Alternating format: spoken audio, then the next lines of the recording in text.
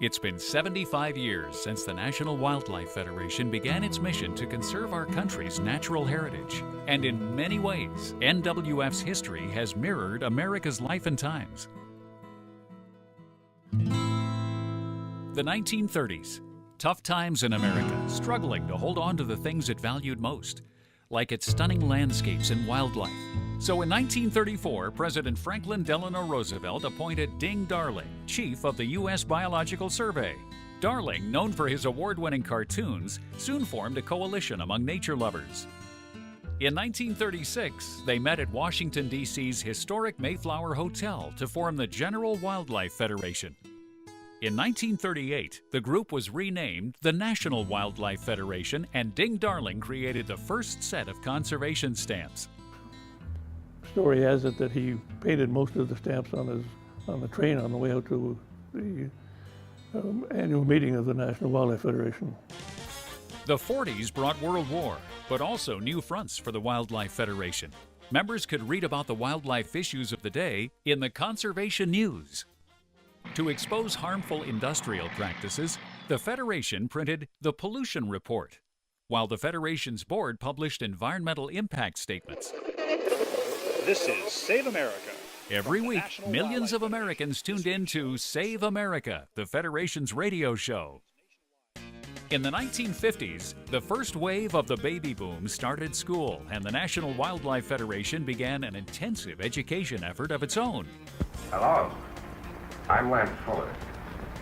When our forefathers first came to these shores, America was a land of plenty. But today, soil erosion, dust storms, floods, water pollution, all of these things are taking their toll. Emboldened by getting funding for national fisheries earlier in the decade, NWF delegates at the 1956 convention urged Congress to protect wildlife refuges from the dangers of energy development by gas and oil companies. This theme has echoed throughout NWF's history, including recent crises like Katrina and the Gulf oil spill. In 1957, the first National Wildlife Week spotlighted an endangered species for the first time. And it was focused on the key deer, which is the species that's threatened by habitat loss. And today, it's actually threatened by sea level rise with global warming, so our work isn't over. One of NWF's most lovable and memorable characters, Ranger Rick, first appeared on the scene in 1958. He made his debut in a children's book called The Adventures of Rick Raccoon. The 60s began with New Frontiers and JFK's dedication of the NWF's headquarters in Washington, D.C.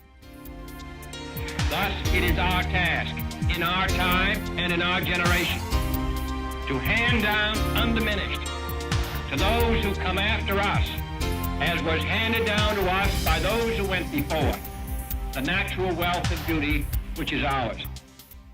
For NWF, the 60s marked a time of growing influence. Two important pieces of legislation, the Clean Air Act and the Wilderness Act, were passed into law mostly due to efforts of the Federation. The Federation is grassroots America. That's what I always liked about it. To honor those who excelled in the cause, NWF established the Conservation Hall of Fame. Its first inductee, President Teddy Roosevelt, the sportsman's man par excellence. Other champions of wildlife and nature, like Lady Bird Johnson and Nelson Rockefeller, were recognized with Connies for their outstanding achievements in conservation. Other influential friends of wildlife helped to deliver the message. Hello, I'm Walt Disney. I want to say a word or two about National Wildlife Week.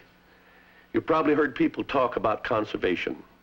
Well, conservation isn't just the business of a few people. It's a matter that concerns all of us. The 60s also saw some publishing landmarks, like the first ever edition of National Wildlife magazine, and for junior naturalists, the very first Ranger Rick magazine.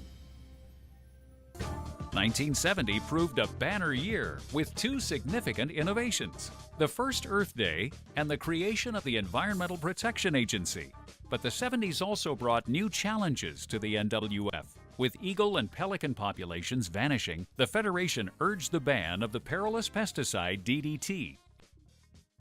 In 1972, the Federation helped propel the Clean Water Act through Congress. Fittingly, Save Our Wetlands became the theme for Wildlife Week soon after. I'm Bing Crosby. America's wetlands are irreplaceable, a priceless resource, but they're being destroyed at an alarming rate. You can help save what's left. Perhaps the most significant milestone for NWF in this decade was the signing into law of the Endangered Species Act in 1973. When President Nixon signed the Endangered Species Act, it was a watershed moment for wildlife.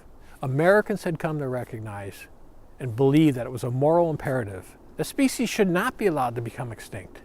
The Endangered Species Act said, we are not going to let that happen.